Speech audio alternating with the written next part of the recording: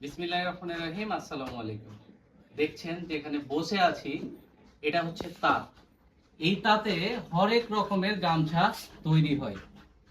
আপনি যদি রাজকীয় মোহনীয় একটা স্পর্শ পেতে চান তাহলে এই গামছাগুলা আপনার জন্য। কারণ বাজারে সচরাচর যে গামছাগুলো পান সেগুলো অনেক মোটা হয়। সেগুলোতে আপনি যখন মুখ মুছবেন বা আপনি যখন গোসলের পর সেটা ইউজ করবেন সেটা অনেক মোটা হয়, এজন্য বিভিন্ন ধরনের অ্যালার্জি চুলকানিতে আপনি আক্রান্ত হয়ে যান। আপনার স্বস্তির জন্য অবশ্যই আপনাকে ভালো মানের একটা গামছা ব্যবহার করতে হবে, যেটা আপনাকে আরাম দেবে।